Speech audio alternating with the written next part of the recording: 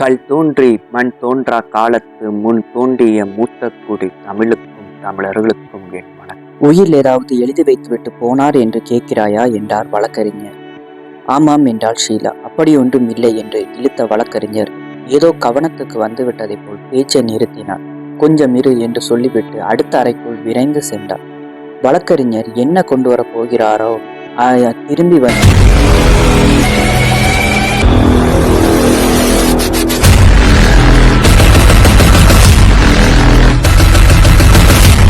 வந்து என்ன சொல்ல போகிறாரோ என்று மிக ஆவலுடன் பார்த்து கொண்டிருந்தார்கள் ஷீலாவும் கோமானும். வழக்கறிஞர் திரும்பி வந்தார். அவர் கையில் ஒரு டைரி இருந்தது. அத்துடன் ஒரு கருப்பு நிற பொம்மையும் கொண்டு வந்தார். இந்த டைரியையும் இதோ இந்த பொம்மையும் விட்டு சென்றார். இந்த பொம்மையை நன்றாக பார் என்றார் வழக்கறிஞர். பொம்மையும் டைரியும் மேசை மீது வைத்தார். காட்டு மிராண்டி ஒருவனின் உருவம் அது. அரை அடி உயரமுள்ள அந்த பொம்மை பார்க்கவே அச்சம் கொடுப்பதாக இருந்தது. மண்டை ஓடுகளை மாலையாக கட்டி அதை அந்த காட்டு மிராண்டி தன் கழுத்தில் போட்டிருந்தான். இது என்ன பொம்மை, பார்க்கவே அச்சம் கொடுப்பதாக இருக்கிறது என்றாள் ஷீலா. அதனால் தான் இதை நான் அனுப்பவில்லை என்றார் வழக்கறிஞர். அப்படியானால் இதை என்ன செய்ய போகிறீர்கள் என்று கேட்டாள் ஷீலா. இந்த பொம்மை விலை உயர்ந்தது. இதை கூர்ந்து பார்த்தால்தான் தெரியும். இந்த பொம்மையும் ஒரு சில 100 ஆண்டுகளுக்கு முன் செய்யப்பட்ட கலைப்பொருள். ஒரு சில 1000 ரூபாயை கொடுத்து இதை வாங்கியிருக்கிறார் உன் மாமா. அவர் பணத்தை எல்லாம் இப்படியே கலைப்பொருளில் போட்டு வீணடித்து விட்டார் என்றாள் ஷீலா. இந்த பொம்மை யாரிடம் இருக்கிறதோ அவர்களுக்கு ஏதாவது ஆபத்து ஏற்படும் என்ற ஒரு குருட்டு நம்பிக்கை இருந்து வருகிறது. இந்த பொம்மையை யாரோ ஒரு அரசன் முதலில் வாங்கியிருக்கிறான். அவன் இதை வாங்கிய 1-2 மாதங்களில் தன் குடும்பத்திலேயே ஒருவனால் கத்தியால் குத்தப்பட்டு இறந்து விட்டான். அது அவன் தலைவிதி என்றால் கோமான். அரசர்கள் கத்தியால் குத்தப்பட்டு இறப்பது சரித்திரத்தில் அடிக்கடி வருமே என்றாள் ஷீலா. அந்த அரசன் குடும்பத்திலிருந்து ஒரு பெரிய திருடன் இந்த பொம்மையை திருடி கொண்டு போய்விட்டான். ஒருவரிடமும் பிடிபடாத திருடன். அவன் இந்த பொம்மையை திருடி சென்று வைத்திருந்த போது திடீரென்று ஒரு நாள் அவன் இறந்து விட்டான். அவன் உடம்பில் எந்தவித காயமும் இல்லை. அவன் உடம்பில் எந்தவித கோளாறும் இல்லை. அவனை பேய் அறைந்து விட்டிருக்க வேண்டும் என்று எல்லாரும் நம்பினார்கள். அந்த காலத்தில் மாரடைப்பு கண்டுபிடிக்க சரியான டாக்டர் இல்லை என்றாள் ஷீலா. வழக்கறிஞர்கள் தொடர்ந்தார். திருடனின் மனைவி இந்த பொம்மையை ஆற்றில் எறிந்து விட்டாள். இந்த பொம்மையை வைத்திருப்பவர்களை ஏதோ ஒரு ஆபத்து தொடர்ந்து வருகிறது என்று நம்பினாள் அவள். ஆகையால் பொம்மை போலீசாரிடம் கிடைக்கவில்லை. ஆற்றில் இருந்து ஒரு ஊரில் ஆடு மேய்ப்பவன் ஒருவனிடம் இது கிடைத்திருக்கிறது. ஆடு மேய்ப்பவன் என்ன ஆனான், இந்த பொம்மையை வீட்டில் கொண்டு போய் வைத்திருந்தான். இதன் மதிப்பு அவனுக்கு தெரியாது. இதனால் வரப்போகும் ஆபத்தையும் அவன் உணரவில்லை. 3வது நாள் அவன் ஆடு மேய்க்க போன போது ஒரு லாரியில் அடிபட்டு இறந்து விட்டான். ஆடு மேய்ப்பவர்கள் தினமும் தான் எங்கேயாவது ஒரு லாரியில் அடிபட்டு இறக்கிறார்கள். தற்செயலான விபத்து இது என்றால் கோமான். ஆடு மேய்ப்பவரின் தாய் இதை அந்த வந்த விலைக்கு ஒரு கடைக்காரரிடம் விட்டிருக்கிறார். கடைக்காரருக்கு ஆபத்து ஒன்றும் வரவில்லை. அதற்குள் அவர் அதை ஒரு வெளிநாட்டவருக்கு விட்டுவிட்டார். இதை வாங்கிய வெளிநாட்டு மனிதர் விமானத்தில் புறப்பட்ட போது வழியில் விமானம் விழுந்து நொறுங்கிவிட்டது. விமானத்தில் போன அத்தனை பேர்களும் இறந்து விட்டனர். இந்த பொம்மையை கண்டவர்கள் யாரோ இதை உன் மாமாவிடம் விட்டிருக்கிறார்கள். இதை வாங்கிய போது அவரும் இந்த பொம்மையால் நமக்கு ஆபத்து வரும் என்பதை நம்பவில்லை. ஆனால் திடீரென்று அவர் ஒரு நாள் இறந்து விட்டார். அவர் இறக்கப் போவதை உணர்ந்து கொண்டதும் உன்னை வரவழைத்து இந்த டைரியையும் பொம்மையும் இந்த சாவியும் சேர்க்கும்படி என்னிடம் கொடுத்துவிட்டு இறந்து போனார். இப்போது நான் சொன்ன விவரங்கள் எல்லாம் டைரியில் உள்ளன. வேறு என்ன இருக்கிறது என்று கேட்டாள் ஷீலா. அவள் டைரியை எடுத்து புரட்டி பார்த்தாள். இந்த பொம்மை ஏதாவது ஒரு மியூசியத்துக்கு கொடுத்து விடும்படி சொல்லி எழுதியிருக்கிறார். இந்த டைரியில் எந்த மியூசியத்துக்கு இதை கொடுக்கலாம் என்று நாம் சிந்தனை செய்து கொண்டிருந்த போது நீயே வந்து விட்டாய் என்றார் வழக்கறிஞர். இந்த பொம்மையை நீங்கள் வைத்திருக்க அஞ்சவில்லையா என்று கேட்டாள் ஷீலா. இதை நான் எடுத்துக்கொள்ள வேண்டும் என்று நான் எண்ணவே இல்லை. யார் இதை தமக்கு சொந்தம் என்று எண்ணுகிறார்களோ அவர்களுக்கு தான் இதனால் ஆபத்து வருகிறது என்று டைரியில் குறிப்பிடப்பட்டிருக்கிறது என்றார் வழக்கறிஞர். இந்த பொம்மையை நான் கொண்டு போகிறேன் என்றாள் ஷீலா. என்ன, உண்மையாகவா என்றார் வழக்கறிஞர் மிக வியப்புடன். இந்த பொம்மையால் எனக்கு என்ன ஆபத்து வருகிறது என்பதை நான் பார்க்கிறேன். இந்த பொம்மையை வைத்திருப்பவர்களுக்கு ஆபத்து வரும் என்பது குருட்டு நம்பிக்கை. இந்த குருட்டு நம்பிக்கையில் எனக்கு நம்பிக்கை இல்லை என்றாள் ஷீலா. எனக்கு ஒன்றும் தடையில்லை. உன் மாமாவே டைரியில் இதை பற்றி குறிப்பிட்டிருக்கிறார். இந்த பொம்மையை பற்றி உண்மைகள் தெரிந்தால் ஷீலாவே இதை வைத்துக்கொள்ள அஞ்சுவாள். ஆகையால் ஏதாவது ஒரு மியூசியத்துக்கு இதை கொடுத்து விடலாம் என்று எழுதியிருக்கிறார் என்றார் வழக்கறிஞர். அப்படியானால் நானே பொம்மையும் டைரியும் கொண்டு போகிறேன் என்று சொல்லி அந்த 2ஐயும் எடுத்து தன் கைப்பைக்குள் போட்டுக்கொண்டாள் ஷீலா. பிறகு வழக்கறிஞரிடம் விடைபெற்றுக் கொண்டு புறப்பட்டார். வழக்கறிஞர் மிக வியப்புடன் ஷீலாவையும் கோமானையும் பார்த்தார். வேண்டாம் என்றாலும் கேட்க மாட்டாள் போல் இருக்கிறது. இந்த பொம்மையால் இந்த அழகிய பெண்ணுக்கு என்ன ஆபத்து வரப்போகிறதோ என்று எண்ணியது அவர் மனம். வாடகைக்காரில் இருவரும் ஓட்டலை நோக்கி திரும்பி கொண்டிருந்தார்கள். ஷீலா டைரியை எடுத்து வைத்துக்கொண்டு வாடகை காரிலேயும் படிக்க தொடங்கினார். டைரியை எழுதிய கேளப்பன் அந்த டைரியில் மிகுந்த விவரங்களை எழுதியிருந்தார். தங்க சாவியை பற்றியும் மறைந்த நகரத்தில் இருந்த தங்க சாவி பொருந்தக்கூடிய கதவு ஒன்று இருப்பதையும் அந்த கதவுக்கு அப்பால் மிகுந்த விலை உயர்ந்த நகைகளும் தங்க பாலங்களும் இருப்பதையும் குறிப்பிட்டிருந்தார். மறைந்த நகரம் உள்ள இடத்துக்கு எப்படி போவது என்பதையும் எழுதியிருந்தது.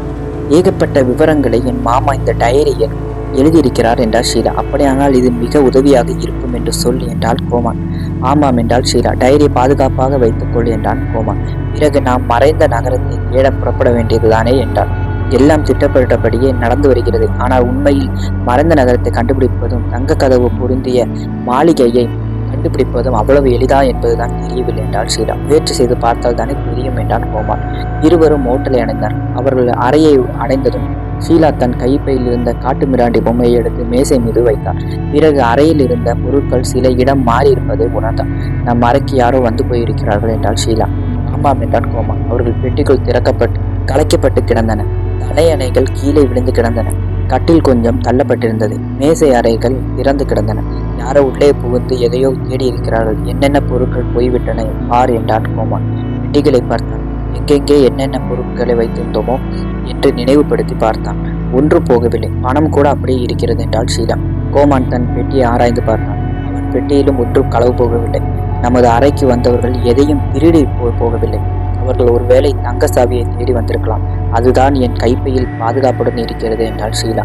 இங்கே நாம் வந்ததே எவருக்கும் தெரியாது. யார் வந்து போயிருப்பார்கள் என்றான் கோமான். எனக்கும் தெரியவில்லை என்று சொல்லிவிட்டு ஷீலா அறையின் வெளியே வந்து பார்த்தாள். தாழ்வாரத்தில் பக்கத்து அறைக்கு நேராக ஒரு பெண் நின்றிருந்தாள். மிகவும் அழகிய பெண் அவள். மாடி விளிம்பில் நின்று வெளியே வேடிக்கை பார்த்து கொண்டிருந்தாள். ஓசை கேட்டு திரும்பி அவள் ஷீலாவை பார்த்து சிரித்தாள். பக்கத்து அறையில் நீதானா இருக்கிறாய்? கொஞ்ச நேரத்துக்கு முன் நீ எங்கே போயிருந்தாய் என்றாள் அவள். வழக்கறிஞர் ஒருவரை பார்க்க போயிருந்தேன். திரும்பி வருவதற்குள் என் அறைக்குள் யாரோ புகுந்த அறையை சோதனை போயிருக்கிறார்கள் என்றாள் ஷீலா. அப்படியா? அறைக்குள் ஏதோ ஓசை கேட்டது. ஆனால் அறை பூட்டி கிடந்தது. நான் வெளியில் வந்து இப்போது நிற்பதைப் போல நின்று கொண்டிருந்தேன். கொஞ்ச நேரத்தில் ஒரு மனிதர் வெளிப்பட்டார். அவர் நடுத்தர வயதானவர். அவர் அறையை பூட்டி கொண்டு விரைந்து வெளியே போய்விட்டார். இப்போது நீ வந்து நிற்கிறாய் என்றால் அந்த பெண். இதற்குள் கோமான் வெளியே வந்தான். ஷீலா கோமானை அவளுக்கு அறிமுகப்படுத்தி வைத்து தன்னையும் அவளிடம் அறிமுகப்படுத்தி கொண்டாள். என் பெயர் சாந்தி. நானும் என் தந்தையும் ஓய்வு பெற இந்த ஊருக்கு வந்திருக்கிறோம். இங்கே சில நாள் தங்கியிருப்போம் என்றால் அந்த பெண். அப்போது அவள் தந்தை அறையிலிருந்து வெளிப்பட்டாள். கொஞ்சம் வயதான மனிதர். அளவுடன் தாடி விட்டிருந்தாள். நாய்த்தலை போன்ற கைத்தடி ஒன்றை தம் கையில் வைத்திருந்தாள். இதோ இவர்தான் என் அப்பா என்றாள் சாந்தி.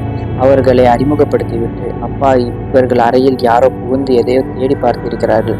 உள்ளே புகுந்த அந்த மனிதனை அவர் போகும்போது நான் பார்த்தேன். ஆனால் அவர் திருட வந்தவர் என்பது எனக்கு எப்படி தெரியும் என்றாள் சாந்தி. என்னென்ன பொருட்கள் திருட்டு போய்விட்டன என்று கேட்டாள் சாந்தியின் தந்தை. ஒன்றும் களவு போகவில்லை. நல்ல வேலை என்றாள் ஷீலா. ஆனால் தங்க சாவியை பற்றி அவள் ஒன்றும் சொல்லவில்லை. திருட வந்தவன் பெரிதாக ஏதாவது கிடைக்கும் என்று வைத்திருந்திருப்பான். பெரிதாக ஒன்றும் கிடைக்காமல் போகவே போய்விட்டிருப்பான் என்றாள் சாந்தியின் தந்தை. பிறகு அவர் சொன்னார், என் பெயர் நெல்லை நாயகம். டில்லி பல்கலைக்கழகத்தில் சரித்திர பேராசிரியராக பணியாற்றி ஓய்வு பெற்றவன். என் மகள் டில்லியில் விஞ்ஞானம் படிக்கிறாள். விடுமுறைக்காக நான் அவளை இங்கு அழைத்து வந்தேன் என்றார் நெல்லை நாயகம். சரித்திர பேராசிரியரா? அப்படியானால் உங்களுக்கு தெரியாத உண்மைகள் எதுவும் இருக்க முடியாதே. மறைந்த நகரத்தை பற்றி சொல்லுங்கள் என்றாள் ஷீலா. மறைந்த நகரமா என்றார் நெல்லை நாயகம். ஆமாம், மறைந்த நகரம். எங்கே மறைந்த நகரம் என்று கேட்டார் நெல்லை நாயகம். ராஜஸ்தானில் சில 100 ஆண்டுகளுக்கு முன் ஒரு பூகம்பம் ஏற்பட்டு ஒரு பெரிய நகரமே பூமிக்குள் மறைந்து விட்டதாமே. சொல்லு, இந்த நகரம் மறைந்த இடம் இப்போது ஒரு பாலைவன காட்டில் இருப்பதாக கூறப்படுகிறது. இது பற்றி உங்களுக்கு தெரியுமா என்று கேட்டாள் ஷீலா. தெரியும் என்றால் நெல்லை நாயகம். அப்படியானால் சொல்லுங்கள், இந்த மறைந்த நகரம் இங்கிருந்து எவ்வளவு தொலைவில் இருக்கிறது என்று கேட்டாள் ஷீலா. இங்கிருந்து 100 கல் தொலைவில் இருக்கிறது என்றார் நெல்லை நாயகம். எப்படி போக வேண்டும்? இந்த நகரத்தை கண்டுபிடிக்க என்று சொல்ல முடியுமா என்று கேட்டாள் ஷீலா. முடியும். இங்கிருந்து மேற்கு பக்கம் போக வேண்டும். ஆபத்தான வழி என்றார் நெல்லை நாயகம். இந்த நகரத்தை கண்டுபிடிக்க வேண்டும் என்று எங்களுக்கு ஆசை. ஆகையால் நானும் கோமானும் நாளை ஜீப்பில் புறப்படுகிறோம். அதை பற்றிய விவரங்களை மேலும் சொல்லுங்கள் என்றார் ஷீலா. எதற்காக நீங்கள் இருவரும் அங்கே போகிறீர்கள் என்று கேட்டார் நெடுநேகம். புதைப்பொருள் ஆராய்ச்சியில் எங்களுக்கு திடீரென்று ஆர்வம் வந்துவிட்டது. ஆகையால் இந்த புதைந்த நகரத்தை கண்டுபிடிக்க நாங்கள் புறப்பட்டு விட்டோம் என்றான் கோமான். நீங்கள் 2 பேர் மட்டும் போய் என்ன பயன் என்று கேட்டால் நிலைநாயகம். ஏன் 2 பேர் புதைபொருட்களை கண்டுபிடிக்க போகக்கூடாதா என்றான் கோமான். ஆபத்து மிகுந்த இடம். இங்கே போனவர்கள் உயிருடன் திரும்புவது மிகவும் அரிது. புதைந்திருக்கும் நகரத்தை வெட்டி எடுத்து கண்டுபிடிக்க ஆள்கள் நிறைய பேர்கள் வேண்டுமே இல்லையா என்றார் நெல்லைநாயகம். நகரம் முழுவதுமே நாங்கள் தோண்டி பார்க்க போவதில்லை. ஒரு குறிப்பிட்ட மாளிகையை மட்டும்தான் கண்டுபிடிக்க போகிறோம் என்றாள் ஷீலா. அவர்கள் பேசிக் கொண்டிருக்கும் போது ஷீலாவின் அறைக்குள் தற்செயலாக எட்டி பார்த்தாள் சாந்தி. திடீரென்று எதையோ பார்த்துவிட்டு அலறினாள். சாந்தி அலறியதை கண்டதும் அவள் எதை கண்டு அழகிறாள் என்று பார்க்க எல்லாரும் ஓடிப்போய் எட்டி பார்த்தார்கள்.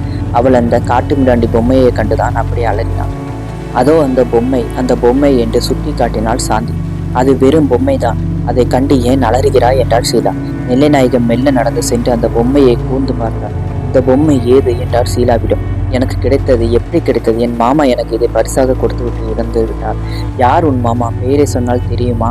சொல்லேன் பார்க்கலாம். கேலப்பன். அவர் எப்போது பார்த்தாலும் புதைப்பொருட்களை கண்டுபிடிக்க வேண்டும் என்று சுற்றி கொண்டே இருப்பார். கேள்விப்பட்டிருக்கிறேன் என்று சொல்லிவிட்டு நெல்லைநாயகம் அந்த பொம்மையை கூர்ந்து பார்த்தார்.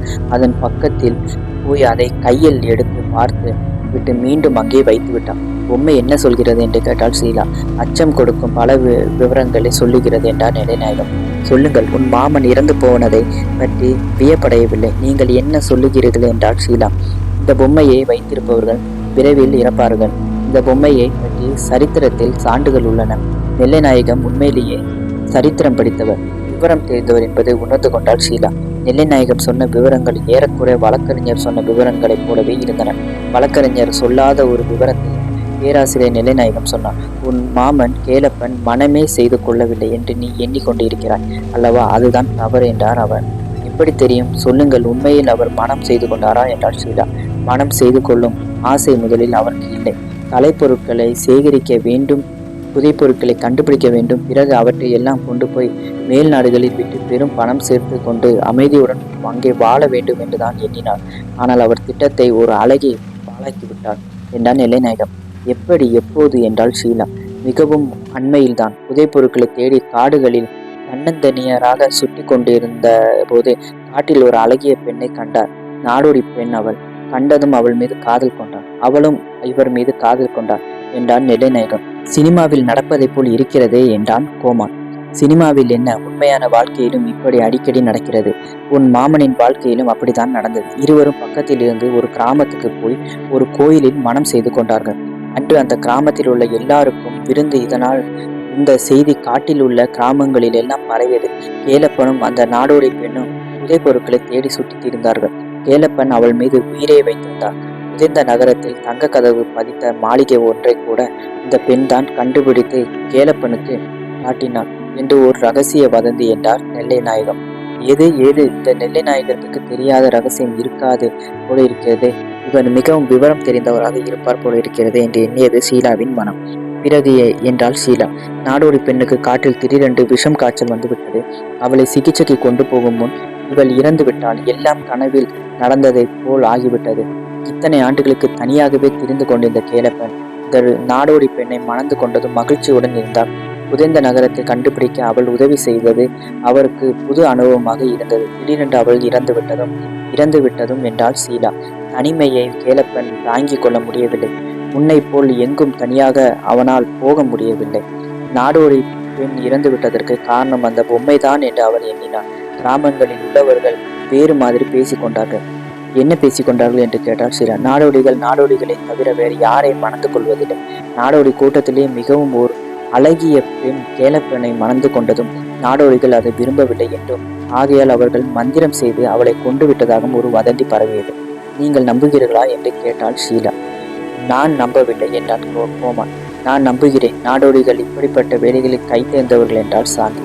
என்னால் ஒரு முடிவுக்கு வர முடியவில்லை. ஆனால் ஒன்று, நாடோடி பெண் இறந்து போனதும் கேலப்பன் மனமுடைந்து கொஞ்ச நாட்கள் இங்கும் அங்கும் சுற்றி கொண்டிருந்தான். பிறகு தமக்கும் முடிவு வந்துவிட்டது என்பதை உணர்ந்து இந்த ஊருக்கு வந்து தமது சவ அடக்கத்துக்கும் ஏற்பாடு செய்துவிட்டு இறந்து விட்டார். எனக்கு தெரியாத பல விவரங்களை நீங்கள் சொல்லுகிறீர்கள். இவ்வளவும் எப்படி உங்களுக்கு தெரியும் என்று கேட்டாள் ஷீலா. எல்லாம் வதந்திகள் தான், ஆனால் உண்மையான வதந்திகள் என்றார் நெல்லைநாயகம். அப்படியானால் நீங்களும் எங்களுடன் வர வேண்டும், எங்களுக்கு உதவி செய்ய வேண்டும் என்றாள் ஷீலா. எங்கே என்றால் சாந்தி.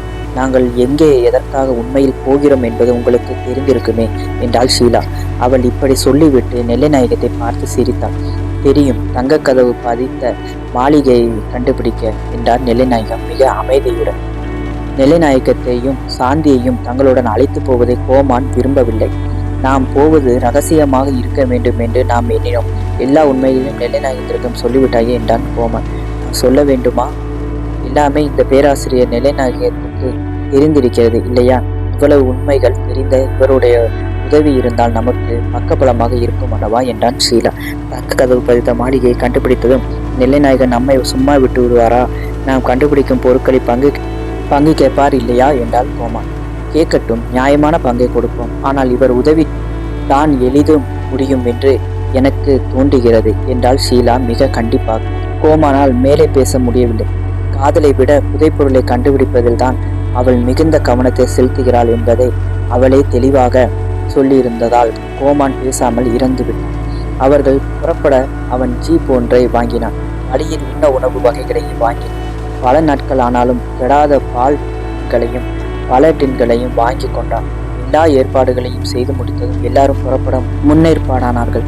ஜீப்பை கோமான் செலுத்தினான். ஜீப்பின் முன்னால் கோமானுக்கு பக்கத்தில் ஷீலா உட்கார்ந்து கொண்டான். பின்னால் நெல்லைநாயகமும் சாந்தியும் உட்கார்ந்து கொண்டார்கள். ஜெய்ப்பூரை விட்டு ஜீப் புறப்பட்டதும் ஜீப் விரைந்து பறந்து சென்றது. ஜீப் எந்த பக்கம் போக வேண்டும் என்பதை படத்தை பார்த்து கோமான் தெரிந்து கொண்ட போதிலும் சில இடங்களில் அவன் எப்படி திரும்புவது என்று தெரியாமல் திணறினான். அப்போதெல்லாம் நெல்லைநாயகம் அவனுக்கு எப்படி போக வேண்டும் என்பதை சொன்னார். அந்த பக்கம் சுற்றி பழக்கப்பட்டவரை அவர் வழியை சுட்டி காட்டினார். ஜீப் விரைந்து சென்று கொண்டிருந்த போது பின்னால் ஏதோ ஒரு கார் வருவது போல் இருந்தது. அந்த கார் யாருடையது என்பது தெரியவில்லை. கார் விரைந்து வந்ததால் எழுப்பிய தூசிலிருந்து கார் வந்தது தெரிந்தது. அவ்வளவுதான். முதலில் இதை கண்டுபிடித்தவர் நெல்லைநாயகம் தான். எவரோ நம்மை தொடர்ந்து வருகிறார்கள் என்றார் அவர். பைனாகுலரின் உதவியுடன் பார்த்தார் அவர். பிறகு சொன்னார், ஏதோ ஒரு கார், அதில் வருவது யார் என்பது தெரியவில்லை. ஜீப்பை விரைந்து செலுத்து. கோமான் ஜீப்பை விரைவாக செலுத்தினான். வருவது எவராக இருக்கும் என்று எவருக்கும் தெரியவில்லை. பைனாகுலரை வாங்கி சாந்தி பார்த்தாள். பிறகு ஷீலாவும் பார்த்தாள். ஏதோ ஒரு கார் வருவது தெரிந்தது. ஆனால் காரில் வருபவர்கள் யார் என்பது தெரியவில்லை. கொள்ளைக்காரர்களா இருப்பார்களோ என்றால் சாந்தி. இந்த பக்கத்தில் கொள்ளைக்காரர்கள் மிகுதிதான் என்றாலும் அவர்கள் இப்போது நம்மை வந்து பிடித்து பயன் என்ன? திரும்பி வரும்போது பிடித்தாலும் பயன் உண்டு என்றார் நெல்லைநாயகம். திரும்பி வரும்போது மிகுந்த தங்கத்துடன் வருவோம் என்கிறீர்களா என்றால் ஷீலா. ஆமாம் என்றார் நெல்லைநாயகம் சிரித்து கொண்டு. நெல்லைநாயகம் நிலை கண்ணாடியில் பார்த்து, கோமான், கொள்ளைக்காரர்கள் என்கிறார்கள், உங்களுக்கு அச்சமா இல்லையா? சிரிக்கிறீர்களே என்றான் கோமான். அப்பா எப்போதும் எதற்கும் துன்பம் கொள்ள மாட்டார். எப்படிப்பட்ட நிலைமையையும் அவர் சமாளிப்பார் என்றார் சாந்தி பெருமையுடன். அப்படியா என்றான் கோமான் கேலியுடனும் வியப்புடனும். பிறகு சவால் விடுவனைப் போல், இப்போது என்ன செய்ய வேண்டும் சொல்லுங்கள் என்றான். இப்போது ஜீப்பை ஓட்டுவதைப் போலவே இதே விரைவுடன் ஜீப்பை செலுத்தி, கொஞ்சம் விழிப்புடன் ஜீப்பை செலுத்தி பின்னால் பார்க்காதே. பின்னால் என்ன நடக்கிறது என்பதை நாங்கள் பார்த்துக் கொள்கிறோம் என்றார் நெல்லைநாயகம். கோமானுக்கு சினம் வந்தது. என்றாலும் அதை அடக்கி கொண்டு பேசாமல் ஜீப்பை செலுத்தினான். ஒரு மலை அடிவாரத்தில் ஜீப்பு போய்கொண்டிருந்தது. திடீரென்று நெல்லைநாயகம் சொன்னார், அதோ அந்த திருப்பத்தில் ஜீப்பை திருப்பியதும் சாலையில் நேராக போகாமல் சாலையை விட்டு விலகி மலை அடிவாரத்தில் உள்ள பள்ளமான இடத்தில் நிறுத்திக்கொள். சாலையிலிருந்து பார்த்தால் நமது ஜீப்பை தெரியாது. கார் போகட்டும், பிறகு நாம் போகலாம். நெல்லைநாயகம் சொன்னபடியே ஜீப்பை வளைத்து திருப்பி சாலையை விட்டு விலகி ஒரு பள்ளமான இடத்தில் கொண்டு போய் நிறுத்தினான் கோமான். பக்கத்தில் மரங்களும் பெரிய பெரிய பாறைகளும் இருந்ததால் அவர்கள் ஜீப் அங்கே மறைந்து நின்றுவிட்டது. காரில் போனவர்களுக்கு இது தெரியவில்லை. அவர்கள் ஜீப்பை பிடிக்க மேலும் விரைவாக காரை செலுத்தினார்கள். கார் விரைந்து பறந்து சென்று விட்டது. இப்போ ஜீப்பை விடு என்றார் நெல்லைநாயகம். கோமான் ஜீப்பை விட்டான். முன்னால் சென்ற கார் மிக தொலைவில் போய்விட்டது என்பதற்கு அடையாளமாக தூசு பறப்பது தெரிந்தது. ஜீப்பு விரைந்து போய்கொண்டிருந்த போது திடீரென்று பிரேக்கை போட்டான் கோமான். என்ன என்ன என்றார் நெல்லைநாயகம். கோமான் சாலையை பார்த்தபடி உட்கார்ந்திருந்தான். சாலையின் குறுக்கே ஒரு பெரிய மரம் விழுந்திருந்தது. அந்த மரம் வெட்டப்பட்டு விழவில்லை, அப்படியே சாய்ந்திருந்தது. மரத்தின் அடிப்பாகத்தில் கூர்ந்து பார்த்தபோது யாரோ வெடி வைத்து மரத்தை சாய்த்திருக்கிறார்கள் என்பது புரிந்துவிட்டது. முன்னால் காரில் சென்றவர்கள் இதற்கு வெடி வைத்து விட்டு போயிருக்கிறார்கள். நாம் அவர்களை தொடர்ந்து வருவதை அவர்கள் விரும்பவில்லை. ஜீப்பை பின்னுக்கு எடுத்து கொஞ்சம் தொலைவு போனதும் வேறு திக்கில் செலுத்தி இந்த பக்கம் இனி போக முடியாது என்றார் நெல்லைநாயகம். அவர் சொன்னபடி ஜீப்பை பின்னுக்கு எடுத்து கொஞ்சம் தொலைவு சென்றதும் வேறு திக்கில் செலுத்தினான் கோமான். சுற்றி வளைத்து கொண்டு ஜீப் விரைந்து சென்றது. இறுதியில் ஒரு ஊரை அடைந்ததும் சிறிய பட்டணம் அது. அங்கே கடைத்தெருவில் ஒரு ஓட்டலின் முன் ஜீப்பை நிறுத்தினான் கோமான். அப்போது அவர்களை தொடர்ந்து வந்த கார் தொலைவில் புழுதியுடன் நின்றிருப்பதை எல்லார் கண்களும் நோக்கின. ஜீப்பை விட்டு இறங்கியதும் சாந்தி சொன்னார், நம்மை துரத்தி வந்த கார் அதோ நிற்கிறது பாருங்கள். முதலில் நம்மை துரத்தி வந்ததும் பிறகு நம்மை உதறிவிட்டு ஓடி வந்தது அந்த காரில் வந்தவர்கள் பக்கத்தில் உள்ள வேறொரு ஹோட்டலுக்கு போயிருக்கிறார்கள். இப்போது நாம் அவர்களை பற்றி துன்பம் கொள்ள வேண்டாம் என்றார் பேராசிரியர் நெல்லைநாயகம். காரில் வந்தவர்கள் யார் என்றாவது நான் மட்டும் போய் பார்த்து வருகிறேன், நீங்கள் இங்கே இருங்கள் என்றான் கோமான். வேண்டாம், நாம் எல்லோரும் சிற்றுண்டி சாப்பிட்டு விட்டு கொஞ்சம் களைப்பாருவோம், பிறகு பேராசிரியர் சொல்கிறபடி கேட்போம் என்றார் ஷீலா. பேராசிரியர் நெல்லைநாயகம் சொல்கிறபடி கேட்போம் என்று ஷீலா சொன்னது கோமானுக்கு கொஞ்சமும் பிடிக்கவில்லை. நெல்லைநாயகம் விவரம் தெரிந்தவர் என்பதால் அவர் சொல்லுகிறபடியே கேட்க ஷீலா முடிவு செய்துவிட்டாள் என்று உணர்ந்து கொண்டான். என்றாலும் அவன் அப்போது ஒன்றும் சொல்லவில்லை. தங்கத்தை கண்டுபிடிக்கும் வரையில் அவள் மனத்தை மாற்ற முடியாது என்பதை அவன் உணர்ந்து கொண்டான். இப்போது நாம் வந்திருப்பது என்ன ஊர் என்று கேட்டாள் ஷீலா. சிகார் என்பது இந்த ஊரின் பெயர். இது மிகவும் சிறிய ஊர், ஆனால் இந்த பகுதியில் இதுதான் பெரிய ஊர். அப்படியென்றால் மற்ற ஊர்கள் எல்லாம் எப்படி இருக்கும் என்று பார்த்துக்கொள் என்றால் நெல்லைநாயகம். பக்கத்தில் இருந்த ஹோட்டலுக்குள் அவர்கள் நுழைத்தார்கள். ஹோட்டலுக்குள் ஒரே புகை, சிகரெட் புகை, மேல்நாட்டு கபாய் படங்களில் வருவே அதே போல் இருந்தது. அந்த ஹோட்டல் அங்கே உட்கார்ந்து சாப்பிட்டு கொண்டிருந்தவர்களை விட அரட்டை அடித்துக் கொண்டிருந்தவர்கள் தான் மிகுதி. புதியவர்கள் 4 பேர்களும் ஹோட்டலுக்குள் நுழைத்ததும் எல்லார் கண்களும் சில வினாடிகள் அவர்களையே பார்த்தன. பிறகு அவர்கள் பார்வை திரும்பின. மீண்டும் அரட்டை கூச்சல், ஆரவாரம். இது என்ன? இது ஹோட்டலாக இல்லையே. இங்கே இருப்பவர்களை பார்த்தால் எல்லாம் முரடர்களைப் போல் இருக்கிறார்களே என்றாள் ஷீலா. நெல்லைநாயகத்தின் காதோடு காதாக, பேசாமல் இரு, இந்த ஊரிலே மிகவும் நல்ல ஹோட்டல் இதுதான் என்றார் நெல்லைநாயகம். எல்லாரும் ஒரு மேசையை தேடி பிடித்து உட்கார்ந்தார்கள். சிற்றுண்டிகளையும் காப்பிகளையும் கொண்டு வரும்படி சொல்லிவிட்டு அவர்கள் பேசிக்கொண்டே இருந்தார்கள். இப்போது நாம் ஜெய்ப்பூரிலிருந்து 50 கல் தொலைவுதான் வந்திருக்கிறோம். இப்போது வந்த சாலை மிகவும் நல்ல சாலை. இனிமேல் இப்படிப்பட்ட சாலை இல்லை. இவ்வளவு விரைவாக இனிமேல் போகவும் முடியாது. ஆபத்து மிகுந்த இடம் இனிமேல் தான் தொடங்கப் போகிறது என்று நெல்லைநாயகம் சொல்லிவிட்டு கோமானை பார்த்தார். அவன் விழிப்புடன் ஜீப்பை ஓட்ட வேண்டும் என்று வலியுறுத்துவதைப் போல் இருந்தது அவர் பார்வை. நீங்கள் சொல்லுகிறபடி நான் ஜீப்பை ஓட்டுகிறேன். எல்லாவற்றிற்கும் நீங்கள் தான் பொறுப்பு. வழியில் ஏதாவது தவறு நடந்தால் அதற்கும் நீங்கள் தான் பொறுப்பு என்றான் கோமான் கொஞ்சம் சினத்துடன். ஷீலா மெல்ல அவன் கையை பிடித்து பேசாமல் இருக்கும்படி கிள்ளினான். ஆகட்டும், எல்லா பொறுப்பையும் நானே ஏற்றுக்கொள்கிறேன். அறிவிலும் வயதிலும் மூத்தவன் நான். ஆகையால் பொறுப்பேற்றுக் கொள்ள வேண்டியதுதானே என்றார் நெல்லைநாயகம். இவர்கள் இப்படி பேசிக்கொண்டே இருந்தபோது திடீரென்று பக்கத்தில் ஏதோ பெரும் கூச்சல். பாகிஸ்தானை சேர்ந்த 2 முஸ்லிம்கள் ஒருவர் சட்டையை ஒருவர் பிடித்து கொண்டு ஏதோ கூச்சல் போட்டு கொண்டிருந்தார்கள். அவர்கள் பேச்சு புரியவில்லை. பேச்சை முற்றி அடிதடியில் வந்துவிட்டது. இருவருக்கும் சண்டை. மேஜை கவிழ்ந்தது. நாற்காலிகள் உருண்டன. இதற்குள் மற்றவர்கள் ஓடி வந்து அவர்களை தடுக்க முயன்றார்கள். எல்லாமே சில வினாடிகளில் நடந்தன. எல்லாருடைய பார்வையும் அவர்கள் போட்ட சண்டையில் பதிந்திருந்த போது ஷீலா அலறினாள். என்ன என்ன என்றான் கோமான். ஏன் இப்படி அலறுகிறாய் என்றார் நெல்லைநாயகம். என்னுடைய கைப்பை மறந்து விட்டது என்றாள் ஷீலா. மேசை மீது அவள் தன் எதிரே வைத்திருந்த கைப்பையை காணவில்லை. பட்ட பகலில் பலர் முன்னிலையில் இப்படி ஒரு கொள்ளை. அந்த பையில் தானே தங்க சாவி இருந்தது என்றால் கோமான். ஆமாம், அந்த சாவி இல்லாமல் கதவை திறக்கவே முடியாது. இங்கே உள்ளவர்கள் தாம் யாரோ எடுத்திருக்க வேண்டும் என்றால் ஷீலா. கோமான் இப்படியும் அப்படியும் பார்த்தான். ஒருவர் கையிலும் அந்த பை இல்லை. அதை எடுத்தவன் எப்படி ஓடினானோ, எங்கே ஓடினானோ. கோமான் எழுந்து சென்று வெளியில் பார்த்தான். பிறகு இங்கும் அங்கும் சுற்றினான். ஷீலாவின் கைப்பையை கண்டுபிடிக்கவே முடியவில்லை. எல்லாரும் அந்த சண்டையை வேடிக்கை பார்த்து கொண்டிருந்தோம். அப்போது எவரோ பக்கத்தில் வந்து கைப்பையை கிளப்பி கொண்டு போயிருக்கிறார்கள். நாம் தான் ஏமாந்தோம். கடைசியில் அந்த சண்டை ஒன்றுமே இல்லை. எதற்காக அவர்கள் சண்டை போட்டு கொண்டார்கள் தெரியுமா என்றார் நெல்லைநாயகம். எனக்கு ஒன்றும் புரியவில்லை என்றார் ஷீலா. அவர்கள் இருவரும் நண்பர்கள். அவர்கள் சாப்பிட்ட பில் பணத்தை யார் கொடுப்பது என்ற போட்டி போட்டு சண்டையாக மாறிவிட்டது. கடைசியில் பார்த்தால் ஒன்றுமே இல்லை. நம் கவனத்தை திருப்பவே அவர்கள் ஒரு சண்டையை உண்டாக்கியிருக்கிறார்கள். அவர்கள் சண்டையை நாம் பார்த்து கொண்டிருந்த போது வேறொருவன் வந்து கைப்பையை கிளப்பி சென்று விட்டான் என்று விளக்கினான் நெல்லைநாயகம். அப்படியானால் இவர்களை பிடித்தால் கைப்பையை திருடியவன் யார் என்பது தெரிந்துவிடும் என்றும் சொல்லி அவர்களை பிடிக்க எழுந்தால் கோமான். பேசாமல் உட்கார், இவர்கள் எல்லாரும் கொடியவர்கள். உன் ஒருவனால் இத்தனை பேர்களையும் சமாளிக்க முடியாது என்றார் நெல்லைநாயகம். அப்படியானால் போலீஸுக்கு இவர்களை பற்றி உடனே செய்தி கொடுக்கிறேன் என்று சொல்லிக்கொண்டே எழுந்தான் கோமான். அப்போது ஷீலாவையும் கோமானையும் மாறி மாறி பார்த்து சிரித்து கொண்டே ஒரு மனிதன் அவர்கள் பக்கத்தில் வந்தான். நல்ல உடை அணிந்திருந்தான். அவன் இளைஞன். ஆனால் அவன் சிரிப்பில் கொஞ்சம் கேலியும் நஞ்சும் கலந்திருந்தன. கேலியும் நஞ்சும் இயற்கையாகவே அவன் சிரிப்பில் கலந்திருப்பதை எல்லாரும் உணர்ந்தார்கள். என்ன நடந்தது? ஆவேசம் வந்தவரை போல் இவன் ஏன் துடிக்கிறான் என்று கேட்டான் அந்த மனிதன் ஷீலாவை பார்த்து. ஷீலா அந்த மனிதனை கொஞ்சம் முட்டு பார்த்தான். அவன் தோட்டத்திலிருந்து அவன் ஒரு போலீஸ் அதிகாரியாக இருப்பானோ என்ற ஐயம் வந்தது. ஷீலா எழுந்து அவன் பக்கத்தில் சென்று, என் கைப்பையை எவரோ மேசை மீது இருந்து கிளப்பி கொண்டு போய்விட்டார்கள். இங்கே இருப்பவர்களில் தாம் எவரோ அதை திருடி இருக்க வேண்டும், போலீசில் செய்து கொடுக்கலாம் என்று பேசிக் கொண்டிருந்தோம் என்றார். அந்த மனிதன் சிரித்துக்கொண்டே கைப்பையில் நிறைய பணம் இருந்ததா என்றார். பணம் கொஞ்சம் தான் இருந்தது. தங்க சாவி ஒன்று இருந்தது. அது விலை மிகுந்த சாவி, கலைப்பொருள் என்றாள் ஷீலா. ஓ ஓ என்றான் அந்த மனிதன். போலீசில் செய்து கொடுத்தால் என்ன ஆகும் தெரியுமா? உன்னுடைய பொருள் எதுவுமே திரும்ப கிடைக்காது என்றான் அந்த மனிதன். அந்த மனிதன் போலீஸ் இலாக்காவை சேர்ந்தவன் அல்லன் என்பது தெளிவாகிவிட்டது. ஏன் என்றால் ஷீலா மிக வியப்புடன். இந்த சிறிய பட்டணத்தில் வாழ்பவர்கள் அனைவருமே திருடர்கள். ஆகையால் யார் வேண்டுமானாலும் திருடி இருக்கலாம். இங்கே எல்லாம் திருடு போனால் யார் திருடியது என்பதை போலீசாரால் கண்டுபிடிக்க முடியவில்லை. இங்கே உள்ளவர்கள் ஒரே கட்டுப்பாடாக இருப்பதால் ஒருவரை ஒருவர் காட்டிக் கொடுப்பதில்லை என்றான் அந்த மனிதன். நீ யார் என்றான். இதுவரையில் பேசாமல் இருந்த பேராசிரியர் நிலைநாயகம், நான் அந்த ஊரில் வாழ்பவன், இந்த திருடர்களின் கூட்டத்துக்கு பிரதிநிதி என்று வைத்துக் கொள்ளேன்.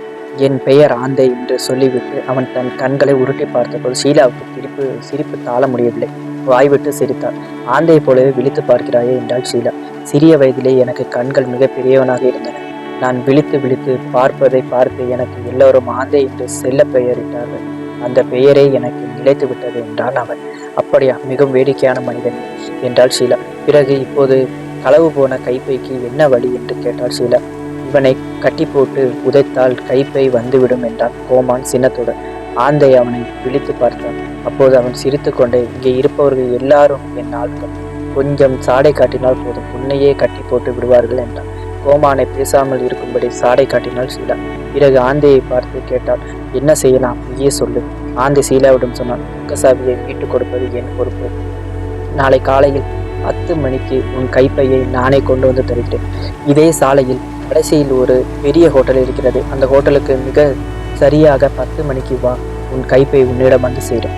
நாளை காலையிலா? அப்படியானால் இரவு முழுவதும் இங்கே தங்க வேண்டும் இல்லையா என்றாள் ஷீலா. வேறு வழி இல்லை. இங்கே தங்குவதற்கு 1-2 ஹோட்டல்கள் இருக்கின்றன. ஏதாவது ஒரு ஹோட்டலில் தங்கலாமே. அப்படியானால் உன்னை நம்பி இருக்கலாமா? உறுதியுடன் நம்பலாம். இந்த ஆந்தை சொல்லதை தவறுவதில்லை. அப்படியா? உன்னை பார்த்தாலே தெரிகிறதே. மிக்க மகிழ்ச்சி. போதும், நிறுத்து. நன்றி சொல்ல வேண்டாம். ஏனென்றால் நான் ஒரு நிபந்தனை போடப் போகிறேன் என்றால் ஆந்தை. என்ன நிபந்தனையா என்றாள் ஷீலா. ஆமாம், நிபந்தனை தான். மிகவும் எளிய நிபந்தனை. அதை நீ ஏற்றுக்கொள்ள வேண்டும் என்றால் அது என்ன நிபந்தனை என்று மிக ஆவலோடு கேட்டாள் ஷீலா. விரைவு கொள்ளாதே.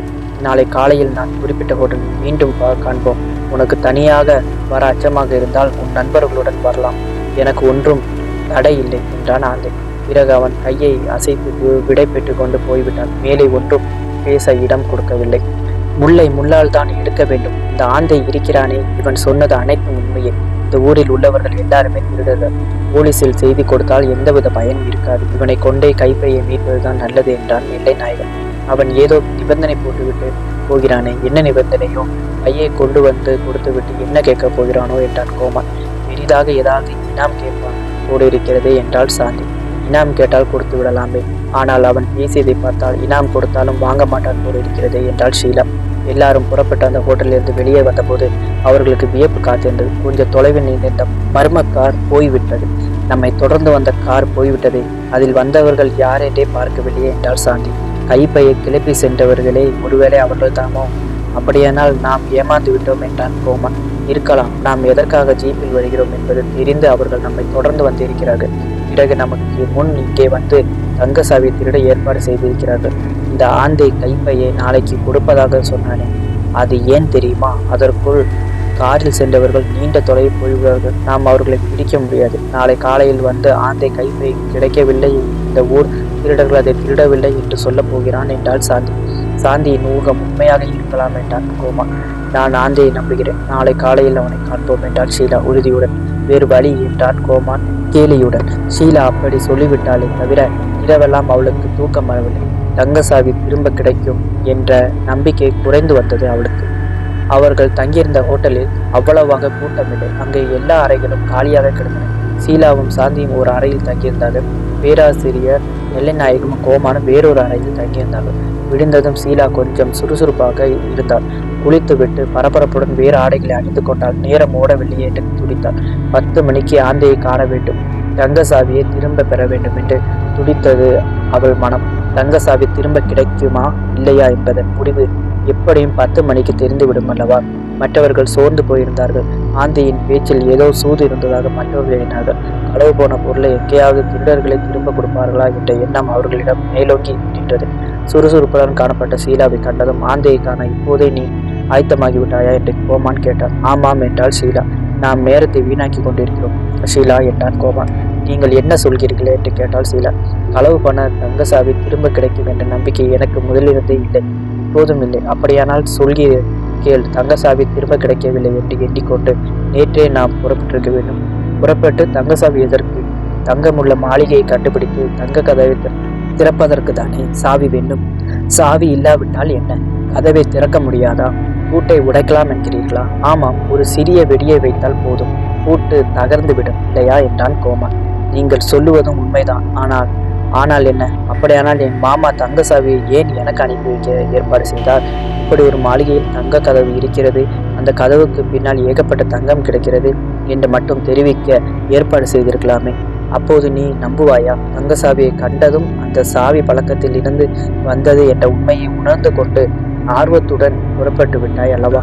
அதற்காகத்தான் என்றான் கோமான். அவன் சொன்னது உண்மைதான் என்று பட்டது அவளுக்கு. ஆமாம், நீங்கள் சொல்லுவது உண்மையில் தங்கசாவி கிடைக்காவிட்டால் என்ன? என்றாலும் 10 மணிக்கு ஆந்தை வருகிறானா என்று பார்த்து விடுவோம். அவன் வரமாட்டான் என்றான் கோமான் கண்டிப்பாக. அப்போது அங்கே சாந்தியும் பேராசிரியரும் வந்தார்கள். நன்றாக சிந்தித்து பார்த்தேன். ஆந்தை வரமாட்டான் என்றுதான் எனக்கும் தோன்றுகிறது என்றார் சாந்தி. எனக்கும் நம்பிக்கை குறைந்து வருகிறது. எதற்கும் நீ போய் ஆந்தை வருகிறானா என்று பார், நான் இங்கே இருக்கிறேன் என்றார் பேராசிரியர் நெடுநாயகம். நானும் வரவில்லை என்றால் சாந்தி. நான் வரவில்லை என்று ஏற்கனவே முடிவு செய்துவிட்டேன் என்றான் கோமான். அப்படியானால் நான் மட்டும் ஒருத்தியாக தனியாக போகிறேன். ஏன் தெரியுமா? உங்களுக்கு இருக்கும் ஐயம் எனக்கும் இல்லாமல் இல்லை. என்றாலும் அந்த ஆந்தை தான் சொன்ன சொல்லை காப்பாற்றுகிறானா என்று பார்த்து விடுகிறேன் என்றாள் ஷீலா. அவள் தனியாகவே ஆந்தையை போய் காண முடிவு செய்து விட்டாள். மணி மிக சரியாக 10. ஷீலா சிவப்பு ஆடை அணிந்திருந்தாள். அந்த ஆடை அவளுக்கு மிகவும் கவர்ச்சியாக இருந்தது. சாலையில் அவள் நடந்து தன்னந்தனிகளாக போகும்போது எல்லாரும் அவளை உற்று பார்த்தார்கள். இவ்வளவு பகட்டாக ஏன் நாம் ஆடை அணிந்து கொண்டோம் வந்தோம் என்று அவளுக்கு வெட்கமாக கூட இருந்தது. ஆந்தை குறிப்பிட்ட ஹோட்டல் கொஞ்சம் ஆடம்பரமாக இருந்தது. கொஞ்சம் ஆடம்பரமான ஹோட்டல் என்பதால் கூட்டம் குறைவாகவே இருந்தது. எங்கேயோ இருந்து மெல்ல பாட்டு வந்து கொண்டிருந்தது. எங்கிருந்து பாட்டு வந்து கொண்டிருக்கிறது என்பதை அவளால் கண்டுபிடிக்க முடியவில்லை. மறைவான ஒரு இடத்தில் ரெக்கார்ட் பிளேயர் மாட்டிக்கொண்டிருக்கிறது என்று எண்ணினான். ஹோட்டலுக்குள் நுழைந்த போது எல்லாரும் அவளையே உற்று பார்த்தார்கள். அவள் கண்கள் ஆந்தையை தேடின. அவன் இன்னும் வரவில்லை. அதுவே அவளுக்கு மிக ஏமாற்றமாக இருந்தது. அவள் மெல்ல நடந்து போய் ஒரு மேசையின் முன் உட்கார்ந்தாள். ஹோட்டலின் முன்பக்கம் முழுக்க கண்ணாடி போட்டிருந்தது. சுவருக்கு பதில் கண்ணாடியே சுவராக போட்டிருந்ததால் ஹோட்டலில் உள்ளிருந்து தெருவை பார்க்க முடிந்தது. அதே போல் வெளியிலிருந்து பார்க்கிறவர்களுக்கும் உள்ளே உட்கார்ந்தவர்கள் நன்றாக தெரிந்தார்கள். கண்ணாடியின் மீது ஹோட்டலின் பெயரும் அங்கே விற்கப்படும் தேவையான உணவு வகைகளை பற்றியும் வர்ணத்தினால் எழுதியிருந்தார்கள். ஷீலா ஹோட்டலின் வாயிலையும் கண்ணாடியின் வழியாக சாலையும் அடிக்கடி பார்த்து கொண்டிருந்தார். ஆந்தையை காணவில்லை. வரும்போது வழியில் அவள் ஒரு செய்தி பத்திரிகையை வாங்கி வந்திருந்தாள். அதை எடுத்து வைத்துக் கொண்டு படிப்பது போல் பார்வையில் இப்படியும் அப்படி திருப்பினான். பத்திரிகையில் வந்திருந்த செய்திகள் அவள் கவனத்தை கவரவில்லை. பரிமாறுபவன் பக்கத்தில் வந்து நின்றான். நீங்கள் யாரையாவது எதிர்பார்க்கிறீர்களா என்றான் அவன். ஷீலா சிரித்து கொண்டே, ஆமாம், என் நண்பர் ஒருவர் வர வேண்டும். 5 நிமிஷங்கள் கழித்து மறுபடியும் வா என்று அவனை அனுப்பிவிட்டான். மணி 10:15 ஆகிவிட்டது. இன்னும் ஆந்தையை காணவே இல்லை. அவ்வளவுதானா? அவள் மனம் தளர்ந்தது. அவளுக்கு நம்பிக்கை தளர்ந்தது. நாம் ஏமாந்து விட்டோம் என்று அவள் எண்ணினான். அப்போது ஆந்தை வந்து கொண்டிருந்தான். ஆகா, இதோ வருகிறானே ஆந்தை! நம்ப முடியவில்லையே. நமது கைப்பையை கொண்டு வருகிறானோ இல்லையோ என்று எண்ணியது ஷீலாவின் மனம். ஆந்தை ஒரு சிறிய கைப்பெட்டியுடன் வந்தான். அவன் சிரித்து கொண்டே வந்து அவள் எதிரில் உட்கார்ந்தான். நீ சொன்ன நேரம் தவறிவிட்டதால் வருகிறாயோ இல்லையோ என்று எனக்கு ஐயமாக போய்விட்டது. நான் மிக அச்சியபடி உட்கார்ந்திருந்தேன் என்றாள் ஷீலா. இந்த ஆந்தை சொன்னதுதான். உன் கைப்பையை மீட்டு கொண்டு வருவதில் தான் கொஞ்சம் தாமதமாகிவிட்டது என்று சொல்லிக்கொண்டே பெட்டியை மேசை மீது வைத்தான். பிறகு பெட்டியை திறந்து அதிலிருந்து அவள் கைப்பையை எடுத்து கொடுத்தான். இதற்குள் பரிமாறுபவன் மீண்டும் ஒரு தடவை வந்தான். அவன் இத்துடன் 4 தடவை வந்து விட்டான். ஷீலா அவனிடம், இப்போதுதான் என் நண்பர் வந்து சேர்ந்தார். இருவருக்கும் பலரசம் கொண்டு வா என்றான். பரிமாறுவன் போய்விட்டான். ஷீலா கைப்பையை திறந்தாள். உள்ளே அவள் வைத்திருந்த பொருட்கள் அப்படியே இருந்தன. தங்கசாவியும் அப்படியே கிடந்தது. ஷீலாவுக்கு ஒரே மகிழ்ச்சி. எல்லாம் அப்படியே இருக்கிறது, எதுவும் குறையவில்லை என்றான். ஒரு பைசா கூட உள்ளே எடுத்து குறையாது. இந்த ஊர் திருடர்கள் எவ்வளவு யோக்கியர்கள் என்றான் ஆந்தை. இப்படிப்பட்ட திருடர்கள் உலகம் முழுவதும் இருந்தால் திருடர்கள் என்றாலே யாரும் பயப்பட மாட்டார்கள் என்றார் ஷீலா. ஆனால் இவர்கள் எல்லா பொருட்களையும் எல்லாருக்கும் திருப்பி கொடுத்து விட மாட்டார்கள். இதில் நான் தலையிட்டால்தான் உன் கைப்பை திரும்பி வந்தது என்றான் ஆந்தை. அது புரிகிறது என்றாள் ஷீலா. இருவருக்கும் பலரசம் வந்தது. இருவரும் பலரசம் பழகிக்கொண்டே பேசினார்கள். எனக்கு நீ செய்த உதவியை என்றும் என்னால் மறக்க முடியாது. நான் என்ன உதவி செய்ய வேண்டும் என்று சொல்லு என்றாள் ஷீலா. எனக்கு உன் உதவி தேவையில்லை. உண்மையில் உனக்கு தான் நான் உதவி செய்ய போகிறேன் என்றாள் ஆந்தை. இப்போது செய்ததே பெரிய உதவிதானே, இதற்கு மேல் நீ என்ன உதவி செய்ய போகிறாய் என்று கேட்டாள் ஷீலா. உனக்கு துணையாக நான் வரப்போகிறேன். உனக்கு வழித்துணையாக நீ என்னை ஏற்றுக்கொள்ள வேண்டும் என்றான் ஆந்தை. நான் எங்கே போகிறேன்? நீ எங்கே என்னுடன் வரப்போகிறாய்? உண்மையை சொல்லு என்றால் ஷீலா திடுக்கிட்டு. உன் கைப்பையில் இருந்தது தங்கசாவியின் கதை எனக்கு தெரியும் என்றான் ஆந்தை. ஷீலா அப்படியே நாற்காலியில் சாய்ந்து உட்கார்ந்தாள். அவள் அவனையே உற்று பார்த்து கொண்டிருந்தாள். ஆந்தை சிரித்தபடி உட்கார்ந்திருந்தான். அவன் மேலும் தொடர்ந்தான். தங்கசாவியின் கதை எனக்கு மட்டுமல்ல, இந்த கைப்பையை திருடிய திருடர்கள் கூட்டத்துக்கும் தெரியும். ஆகையால் நாம் மனம் விட்டு பேசுவோம். சொல்லு என்றாள் ஷீலா. புதிந்த நகரம் இருக்கும் இடத்தை இந்த பகுதியில் தேடாதவர்கள் கிடையாது. எவராலும் தங்க கதவு போன்ற மாளிகையை கண்டுபிடிக்க முடியவில்லை.